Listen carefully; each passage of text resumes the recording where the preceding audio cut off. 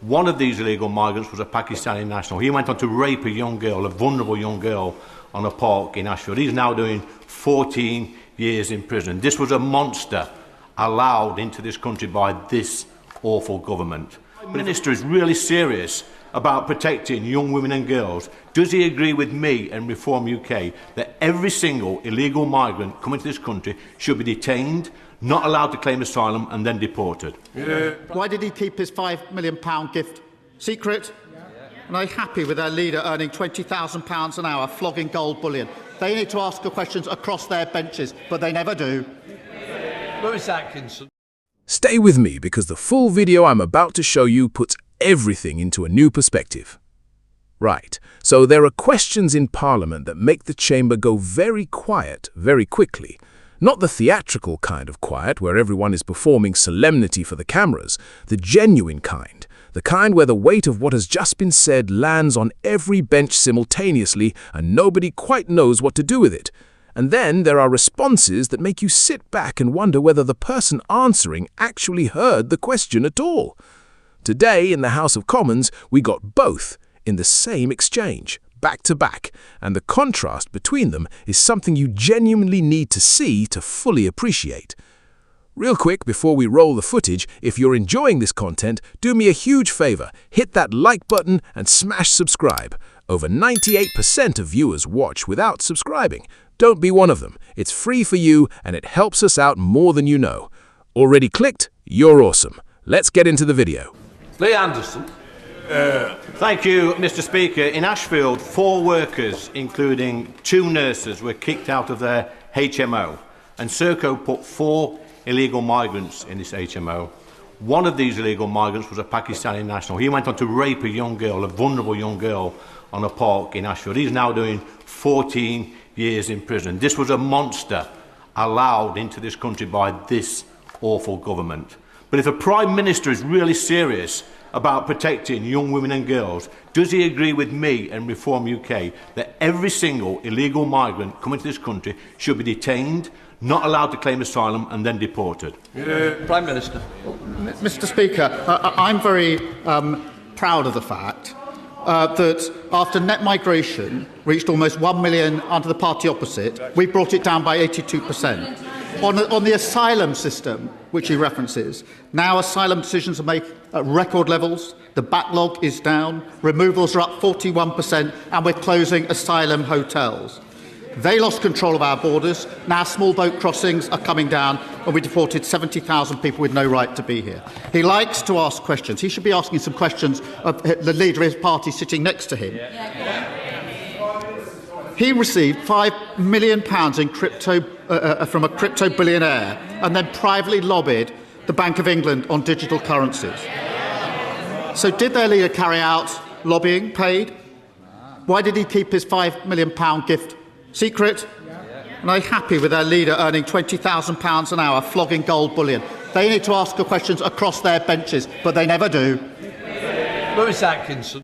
Lee Anderson stood up in that chamber representing Ashfield and described something that, whatever your politics, whatever your position on immigration policy, is an uncomfortable and deeply serious situation. 4 workers, including 2 nurses, people actively working in this country's health service, were removed from their HMO accommodation, and the property they were removed from was then used to house asylum seekers managed by Serco. One of those individuals subsequently committed a serious sexual offence against a young girl in Ashfield and is now serving 14 years in prison. Anderson put this directly to the Prime Minister and asked a straightforward question. If the government is serious about protecting women and girls, should every illegal migrant coming into this country be detained, refused asylum and deported? Now, whatever you think of Lee Anderson, whatever you think of Reform UK, whatever your position on asylum policy or immigration or any of the broader political questions that surround this issue, the specific situation he described in Ashfield, nurses losing their accommodation, a serious crime committed against a vulnerable young girl, a community left asking how this was allowed to happen, deserves a serious, direct, specific response. That is not a partisan observation. That is a basic expectation of what parliamentary accountability looks like. A constituent was hurt, an MP raised it. The Prime Minister of the country was asked to respond. What followed is where this exchange becomes genuinely extraordinary, because Starmer's response did not address Ashfield, it did not address the nurses, it did not address the specific circumstances of the case Anderson had just described. What it did, with considerable speed and evident enthusiasm, was pivot to net migration statistics, asylum decision processing times, the reduction in small boat crossings, removals being up 41%, asylum hotels being closed. All of which are things the government is clearly very proud of and very keen to discuss, none of which are answers to the question that was actually asked about what happened in Ashfield. And then, and this is the part that made the chamber sit up, Starmer turned the entire thing around and went after the leader of Reform UK sitting on the benches opposite. £5 million in cryptocurrency received from a crypto billionaire, private lobbying of the Bank of England on digital currencies, a gift kept secret, £20,000 an hour for promoting gold bullion, question after question fired across the chamber, not at the opposition front bench, but at Reform's own leader sitting right there. Was the lobbying paid? Why was the gift secret? Are they comfortable with their leader earning that kind of money in that kind of way? It was, as parliamentary pivots go, an impressive piece of deflection. There is no other word for it.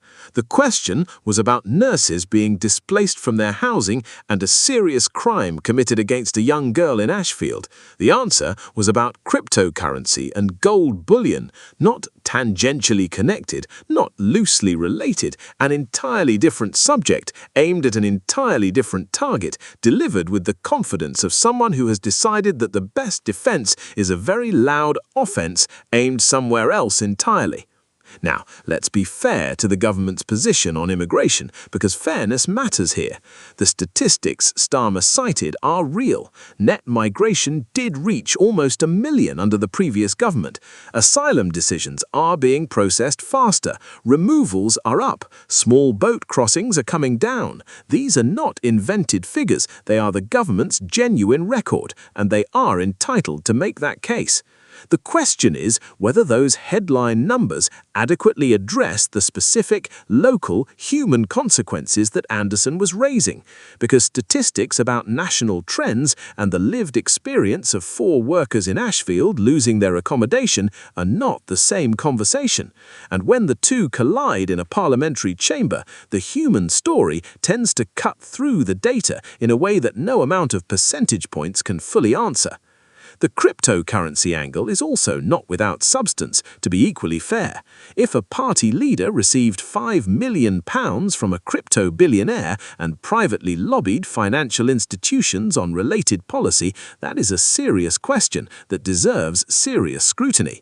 Starmer is right that those questions exist and that they matter. The problem is the context in which he chose to raise them, because using those questions as the primary response to a constituent raising a serious crime and a housing injustice in their community looks from the outside less like accountability and more like a very practiced change of subject. What this exchange ultimately reveals is something important about how British political debate works at its most pressured moments. When a question is too uncomfortable, too specific, too rooted in a particular human story that resists being answered with statistics or deflection, the instinct on any government bench is to find something else to talk about, something bigger or louder or more damaging to the person asking. And sometimes that works, but sometimes the chamber remembers what the question was, and sometimes the country does too. The people of Ashfield certainly will. So, tell me in the comments, do you think the Prime Minister answered the question that was actually asked, or did he deliberately avoid it? Because that answer matters more than any statistic.